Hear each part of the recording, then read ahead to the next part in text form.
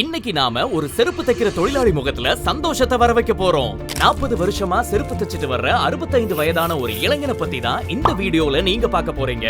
நாங்க இப்படி ஒவ்வொரு குடும்பத்தையும் பார்த்து அவங்க குடும்ப கஷ்டத்தை பத்தி கேட்டு தெரிஞ்சுக்கிட்டு அதுக்கேத்த மாதிரி அவங்களுக்கு உதவி பண்ணிட்டு வர்றோம். இந்த குடும்பத்தை நாங்க அப்ரோச் பண்ணின விதமே வேற. அப்படி நாங்க இந்த குடும்பத்தை எப்படி அப்ரோச் பண்ணணுங்கிறதையும் இவங்களுக்கு நாங்க கொடுத்த சர்ப்ரைஸ் என்னங்கிறதையும் பொறுமையா சொல்றேன், அருமையா கேளுங்க.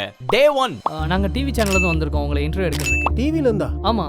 எஸ், நம்ம டீம் இவர்ட்ட இப்படிதான் அப்ரோச் பண்ணினாங்க. நேரா ஒருத்தர் வீட்டுக்கு போய் அவங்க குடும்ப கஷ்டத்தை பத்தி கேட்டு தெரிஞ்சுக்கிட்டு அவங்களுக்கு உதவி பண்றதுக்கு பதிலா இன்டர்வியூ மாதிரி ட்ரை பண்ணலாம்னு நாங்க நினைச்சோம். சோ தட் இந்த இன்டர்வியூ மூலமா அவங்க குடும்பத்தை பத்தி எங்களால தெரிஞ்சுக்க முடியும். எதுக்கு இப்படி ஒரு செட்டப்னு கேட்டீங்கன்னா இதெல்லாம் உங்களை என்டர்டெயின் பண்றதுக்கு தான். இப்பதான் கதையில ஒரு ட்விஸ்ட். இப்போ எனக்கு வேலை நிறைய இருக்கு, உங்ககிட்ட பேச முடியுமான்னு தெரியல. சுகர் பேஷண்ட்டுக்காக புது செருப்பை ரெடி பண்ண வேண்டிய வேலை இருக்குன்னு சொன்னாரு. அதை கேட்ட உடனே என் டீம் அவரை டிஸ்டர்ப் பண்ணல. அவரோட வேலைக்காக அவரோட பழைய தையல் மிஷினை ரெடி பண்ணிட்டு இருந்தாரு. அப்புறம் புது செருப்பை ரெடி பண்ண ஆரம்பிச்சிட்டாரு. அவரு ஆல்ரெடி மார்க் பண்ணி வச்ச அளவுல வெட்டிட்டு ஆல்மோஸ்ட் கொஞ்சம் ஒர்க் முடிஞ்ச பிறகு எங்களுக்கு டைம் கொடுத்தாரு. இதுக்கு தான் என் டீம் வெயிட் பண்ணிட்டு இருந்தாங்க. இவரோட பிஸியான ஷெட்யூல்லையும் எங்களுக்காக டைம் ஒதுக்கி நாங்க கேட்ட क्वेश्चनக்கு ஆன்சர் பண்ணிட்டு இருந்தாரு. கஸ்டமர் கொண்டு வர செருப்பு எந்த மாடல்னு பார்த்து தைப்பேன். ஓ, இந்த புக்ல எல்லாம் செருப்பு மாடல் இருக்கு அப்படிதானே? இது மாதிரி செருப்பு வேணாலும் இதே மாதிரி பார்த்து தைச்சு கொடுத்துருவேன். இந்த விஷயத்தை கேட்கும் பொழுது எங்களுக்கு கொஞ்சம் ஆச்சரியமா இருந்துச்சு. இவர் நம்ம டீம் கிட்ட சொன்னதை வச்சு நம்ம டீம் உடனே இவர் வீட்டுக்கு போய் பார்க்க போனாங்க. அங்க இவங்க மனைவி சமையல் பண்ணிட்டு இருந்தாங்க. நடந்தது எல்லாத்தையும் இவர் மனைவி கிட்ட சொல்லி இன்டர்வியூ ஸ்டார்ட் பண்ணாங்க. அந்த ஐயா சொன்ன மாதிரி இவங்க வாடகை வீட்டுல தான் வாழ்ந்துட்டு வர்றாங்க.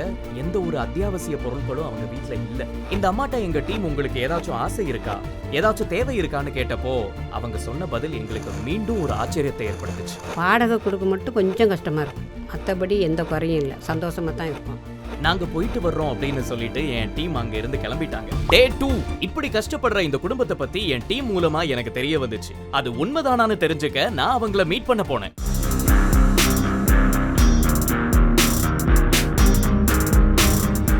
ஐயா வணக்கம். வணக்கம் சார். உட்கார்ந்துட்டு பேசுவோமா? சரி சரி. நான் நினைச்சது ஒண்ணு, பட் அங்க நடந்தது ஒண்ணு. அவர் என் கேமராமேனை பார்த்த உடனே இவங்க நேத்து வந்தாங்கன்னு கண்டுபிடிச்சிட்டாரு. இவங்க நேத்து படம் பிடிக்க வந்தாங்களே? ஆமா, உங்களை பாதி தான் படம் பிடிச்சாங்க, மீதிய படம் பிடிக்க தான் நான் இன்னைக்கு வந்திருக்கேன். நேத்து என் டீம் இவங்க கிட்ட என்ன கேட்டாங்களோ அதை தான் நானும் ஜெனரலா இன்னைக்கு கேட்டுட்டு இருந்தேன். அவ்வளவா வருமானம் இல்லை. சரி, இந்த மிஷினை வச்சு என்ன பண்ணுவீங்க? சுகர் பேஷண்ட்டுக்கும் செருப்பு தைப்பேன், செருப்போட தோலை தைப்பேன், பழைய பேக்கா இருந்தாலும் தைப்பேன். இதை வச்சு தப்பீங்க என்ன? சரி சரி. கடையை டெவலப் பண்ணணும்னு ஐடியா இருக்கா? கடையை டெவலப் பண்ண காசு வேணுமே. ஒரு நாளைக்கு எத்தனை செருப்பு தப்பீங்க? ஒரு நாள் 10 பேர் வருவாங்க, ஒரு நாள் 5 பேர் வருவாங்க. இன்னைக்கு வெறும் 30 ரூபா தான் காலையில இருந்து கிடைச்சது. சரி, புரிஞ்சுதுங்க ஐயா. இப்படி எங்களோட கான்வர்சேஷன் ரொம்ப நல்லாவே போச்சு. இன்னும் இவர்கிட்ட பேச பேச இந்த தொழில்ல இவர் படுற கஷ்டத்தை பத்தி என்னால நல்லாவே புரிஞ்சுக்க முடிஞ்சது. நான் இங்க வந்தது இவரோட குடும்ப கஷ்டத்தை பத்தி தெரிஞ்சுக்க இல்ல, அந்த கஷ்டத்தை போக்குறதுக்காக, இவங்கள சந்தோஷப்படுத்துறதுக்காக. நான் இந்த ஐயா கிட்ட 2 क्वेश्चन கேட்டேன். உங்க கடைக்குன்னு ஏதாச்சும் திங்ஸ் வாங்கணும்னு நினைச்சிருக்கீங்களா, உங்க வீட்டுக்கு ஏதாச்சும் தேவை இருக்கா அப்படின்னு நான் கேட்ட கேள்விக்கு அவர் சொன்ன பதில் நோ. இவர் நோ சொன்னா நாம அப்படியே விட்டுட்டு போக போறது இல்ல. இவரோட கடைக்கும் வீட்டுக்கும் தேவைகள் நிறைய இருக்கு. அதை சரி செய்ய நம்மளால முடிஞ்ச உதவியை இப்ப செய்ய போறோம்.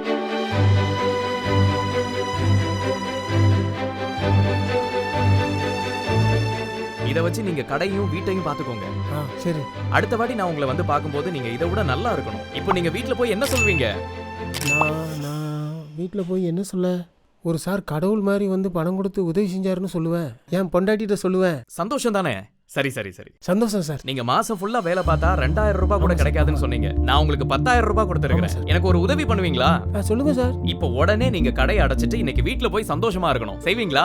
Okay sir. இப்பவே போயிடுறீங்களா? போயிடுறேன் சார். இதை உங்க மனைவிட்ட சொல்லுங்க, நான் போயிட்டு வரேன். Okay sir. நான் இவரை கடையை அடைச்சிட்டு வீட்டுக்கு போங்கன்னு சொன்னதுக்கு ஒரு காரணம் இருக்கு. அது என்னங்கறத கிளைமாக்ஸ்ல சொல்றேன். நான் நினைச்சது இப்போ நடந்துட்டு இவரோட முகத்துல சந்தோஷத்தை வர வச்சுட்டோம். எல்லா வேலையும் முடிஞ்சிட்டு ஃபைனலா நானும் என் டீமும் அங்க இருந்து கிளம்ப ஆரம்பிச்சோம். பட் நாங்க ஒரு பிளான் பண்ணிருக்கோம். அவரோட இந்த ஹாப்பினஸ் லைவா கேப்சர் பண்ண போறோம். நான் போயிட்டு வரேன். ஓகே சார், போயிட்டு வாங்க. அதுக்காக எங்க கேமரா டீம் அவரோட வீடு வரை அவருக்கு தெரியாம ஃபாலோ பண்ண போறாங்க.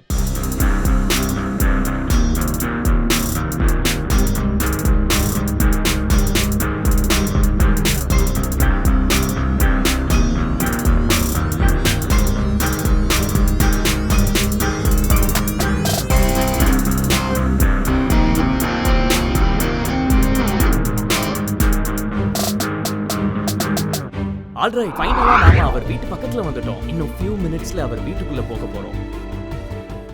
வாங்க சார். வரேன். ஐயா என்ன சொன்னாங்க உங்ககிட்ட வந்து? சார் 10,000 ரூபாய் கொடுத்துருக்காங்க. ஓ, கொடுத்துருக்காங்கன்னு சொன்னாங்களா? ஆமா. உங்களுக்கு எப்படி இருந்துச்சு? ரொம்ப சந்தோஷம் தான். சரி.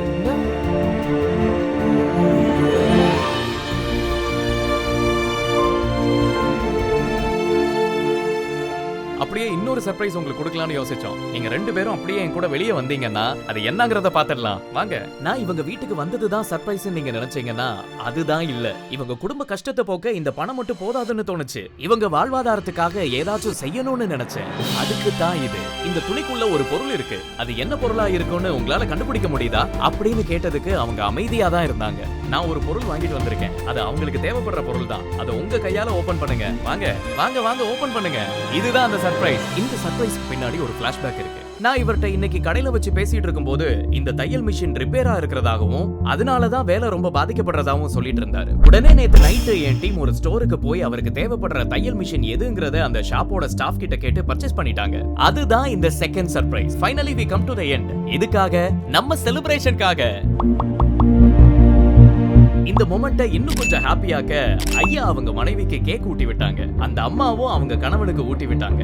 இதுக்கு அப்புறமும் ஒரு முக்கியமான விஷயம் இருக்கு. அது என்னன்னா சரி பாப்போம் வரேன். சார் நம்ம 2 பேரும் சேர்ந்து ஒரு போட்டோ எடுங்க சார். சார் கடைக்கு கண்டிப்பா வரணும். கண்டிப்பா வரேன். வீட்டுக்கும் வரேன் நிச்சயமா வரேன். வாங்க ஒரு வாய் டீ கூட குடிக்காம போறீங்களே கஷ்டமா இருக்கு. சரி குடிச்சிருவோம் வாங்க. வீட்டு வாடகை கொடுக்க கஷ்டமா இருக்குன்னு சொன்ன இந்த அம்மா இந்த மாசம் வாடகைய சந்தோஷமா கொடுப்பாங்க. பழைய தையல் மிஷினோட கஷ்டப்பட்டு வேலை பார்த்துட்டு இருந்த இந்த ஐயா இனிமே புது தையல் மிஷினோட சந்தோஷமா வேலை பார்ப்பாரு. எல்லாருக்கும் எல்லாம் கிடைச்சிடாது. அப்படி கிடைச்சது எல்லாருக்கும் நிலைச்சிடாது. இந்த குடும்பத்துக்கு இன்னைக்கு கிடைச்ச இந்த சந்தோஷம் வாழ்நாள் முழுவதும் நிலைச்சிருக்கணும்னு நான் ஆண்டவனை வேண்டிக்கிறேன். இன்னைக்கு இந்த குடும்பம் நிம்மதியா சந்தோஷமா தூங்க போவாங்கன்னு நான் நம்புறேன். ஒரு ஏழ்மையான குடும்பத்தோட முகத்துல சந்தோஷத்தை வர வச்ச திருப்தியோட நானும் இன்னைக்கு தூங்க போறேன். அடுத்து ஒரு குடும்பத்தோட சந்திப்போம்.